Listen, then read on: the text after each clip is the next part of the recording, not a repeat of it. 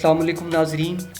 इस वीडियो में मैं आपको बताऊंगा कि ट्रीटी ऑफ लुज़ाइन क्या है, 100 साला अमन मुआहदा जो तुर्की का हुआ वो क्या है, जो 2023 में ख़त्म होने वाला है। और उसके बाद तुर्की के पास क्या इख्तियार आ जाएंगी, तुर्की के साथ क्या होने वाला है, दुनिया में क्या तब्दीलियाँ आएंगी। और आपको ये भी बताऊंगा कि ये मुआहदा किसके दरमियान हुआ, कैसे हुआ, और इसकी तफसीलात सारी आपके साथ शेयर करूंगा। अगर आप मेरे चैनल पर नए हैं तो सब्सक्राइब कीजिए ताकि आने वाली वीडियोस तक आपकी रसाई मुमकिन हो। शुक्रिया।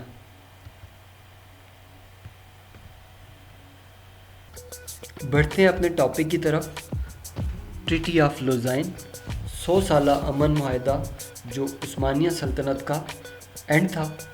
उस्मानी सल्तनत मौजूदा तुर्की, यानी ये मुआहदा ख़त्म होगा 2020 में, और हो सकता है उसके बाद तैयब अर्दगान जो है वो सुल्तान तैयब अर्दगान कहलाएं।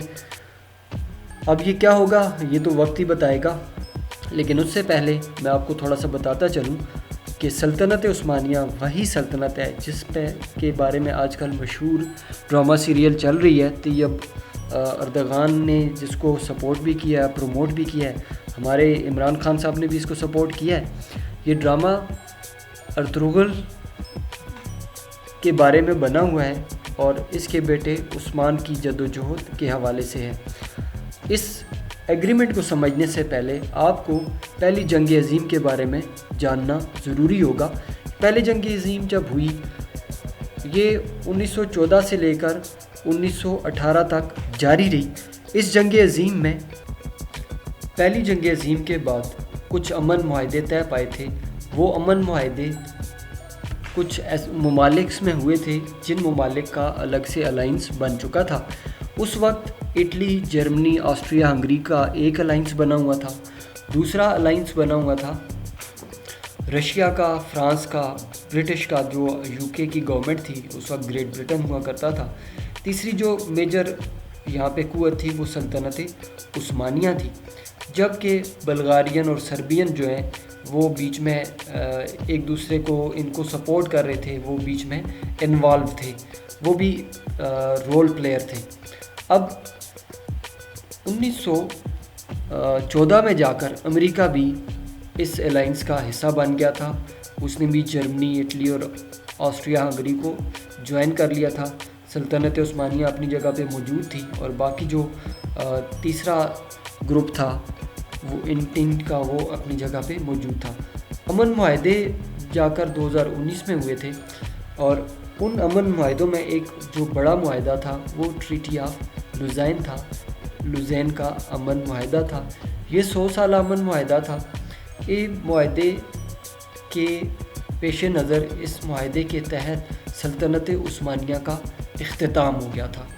जी हाँ, वो सल्तनत उस्मानिया जो 3 बर-ए-आज़मों तक फैली हुई थी, जिसमें लाखों लोग शामिल थे, जिसके हज़ारों मील रकबे पर झंडे गड़े हुए थे। वो सल्तनत उस्मानिया जो 600 साल से ज़ायद अरसे तक कायम रही। वो सल्तनत उस्मानिया जिसमें हज़ारों लाखों मुजाहिदीन का खून शामिल था। सल्तनत उस्मानिया का जो आगाज़ था, जो इसका शुरुआत थी, वो तो शुरू हो चुकी थी गाज़ी अल-तुगरुल के दौर में, लेकिन उस्मान ने इसका बाकायदा तौर पर ऐलान किया था और सल्तनत उस्मानिया 1299 में बाकायदा तौर पे कायम हुई थी। सल्तनत उस्मानिया तुर्कों की हुकूमत थी। ये तुर्किश गवर्नमेंट थी जिसमें तुर्क कबीले शामिल थे और उनका सरदार उस्मान गाज़ी था जो इसका सरदार था। उस्मान गाज़ी एक सुलझी हुई शख्सियत थी और इस्लामी हलकों में इनको बड़ी इज़्ज़त के नाम से जाना जाता है। उस्मान गाज़ी की बहादुरी और जुर्रत के बेशुमार किस्से मौजूद हैं। इन्होंने मंगोलों को हराया, इन्होंने ब्रिटिश और वो जो बाकी अलाइंसेस इत्तेहाद बने हुए थे उनका डट के मुकाबला किया। और गाज़ी अल-तुगरुल सीरीज़ में और इनके बेटे उस्मान की सीरीज़ में इसकी डिटेल्स मौजूद हैं। आप उन ड्रामों में जाके इसको डिटेल्स को देख सकते हैं।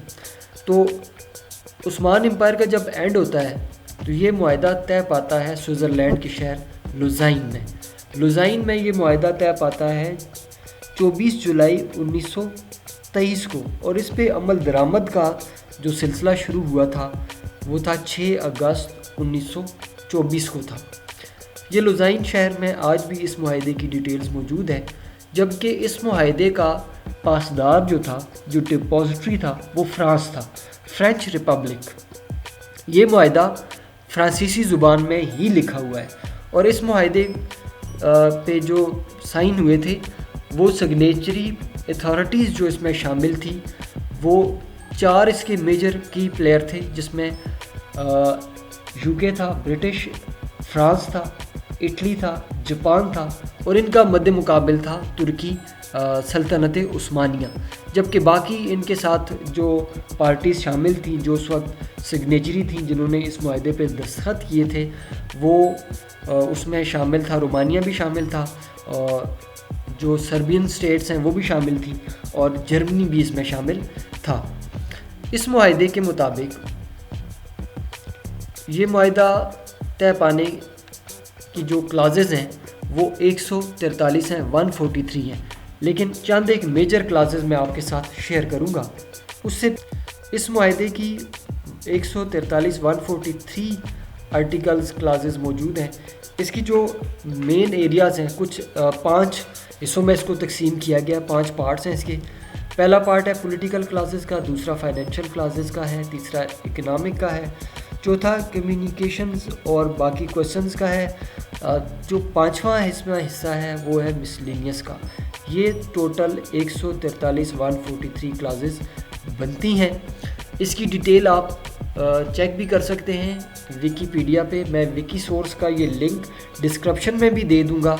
جو احباب اس کو مزید اسٹڈی کرنا چاہتے ہیں، اس کے بارے میں مزید جاننا چاہتے ہیں، وہ اس کی ڈیٹیلز ابھی جا کر دیکھ بھی سکتے ہیں یہاں پہ۔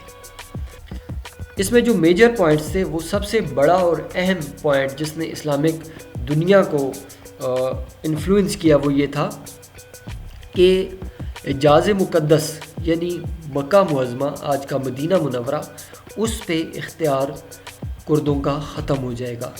جی ہاں، ترکی کی حکومت سے وہ باہر چلے جائیں گے، اور بعد میں وہ جا کے باقاعدہ طور پہ Saudi Arabia, kingdom of Saudi Arabia بنا۔ پھر دوسرا معاہدہ یہ ہوا، اس میں ایک اور پوائنٹ یہ تھا کہ بہت سارے ممالک وہاں پہ آزاد ہوئے، جس میں ارمانیہ ایک ملک تھا۔ اس کے علاوہ وہاں پہ کچھ اور اختیارات تھے جو اٹلی کو دیے گئے تھے، آئس لینڈ کو اختیارات دیے گئے تھے۔ تیسرا جو ایک اور بڑی اس میں چیز تھی وہ یہ تھی کہ جو عثمانی سلطنت کی فوج ہے اس کو صرف 5000 تک محدود کر دیا گیا تھا، وہ 5000 سے زیادہ سپاہی نہیں رکھ سکتے۔ اس کے علاوہ جو وہاں پہ امپلیمنٹیشن کی گئی تھی 143 کلازز میں ساری تو میں یہاں پہ نہیں بتا سکتا، میجر یہ آپ کو ابھی شیئر کر رہا ہوں۔ وہ یہ ہے کہ ترکی کو سیکولر اسٹیٹ بنا گیا تھا، ترکی پہ پابندی لگا دی گئی تھی کہ وہ اپنی معدنیات کو ایکسٹریکٹ نہیں کر سکتا، معدنیات کو نکال نہیں سکتا، یعنی پیٹرول، سونا، لوہا، باقی جو معدنیات وہاں پہ موجود تھی زمین کے اندر، اور اپنے علاقے میں بھی اور باقی اس کی جو اسٹیٹس تھیں اس سلطنت عثمانیہ کی، ان کے اندر سے بھی۔ تو ساحل سمندر جو تھا ترکی کا، اس کو انٹرنیشنل قرار دے دیا گیا تھا۔ اس کا سب سے بڑا نقصان ترکی کو یہ ہوا، سلطنت عثمانیہ کو، کہ وہ ان کی آمدن ختم ہوگی، وہ ٹیکس نہیں لے سکتے تھے۔ تو ترکی ان معاہدوں کی آج پاسداری کر رہا ہے۔ اب یہ معاہدے جا کے ختم ہو رہے ہیں 2023 میں، 2020 میں۔ اس کے بعد ترکی کے پاس اختیار آ جائے گا کہ وہ اپنا معدنی تیل نکال سکتا ہے، ترکی پیٹرول اپنا خود نکالے گا، وہ پیٹرول میں خود کفیل ہو جائے گا۔ اس کے ساتھ ساتھ وہ اپنی بندرگاہ پہ، جو انٹرنیشنل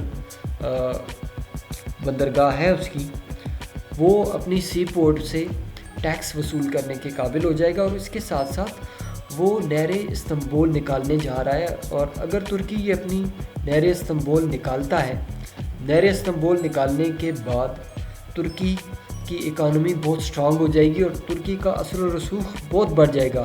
جو عالمی تجارت ہے اس پہ ترکی کا اختیار آ جائے گا، اور اس کے بعد ترکی کا جو 2023 میں ترکی کا نقشہ ہے وہ بالکل بدل جائے گا، اور ہو سکتا ہے 2023 میں دنیا کی صورتحال بالکل بدل جائے، ترکی کا اختیار بڑا ہو جائے گا۔ جب ترکی طاقتور ہو جائے گا تو ترکی اپنے اختیار کو استعمال کرے گا، اور پھر اس کے بعد کیا ہوگا یہ آپ خود ہی اس کا اندازہ کر سکتے ہیں۔ ترکی کے پاس وسائل آ جائیں گے، ریسورسز آ جائیں گے، اور بہت سارے ہو سکتا ہے اسلامی ممالک ترکی کو ہیلپ آؤٹ کریں، اور یہ بھی ممکن ہے کہ سلطنت عثمانیہ دوبارہ سے بحال ہو جائے۔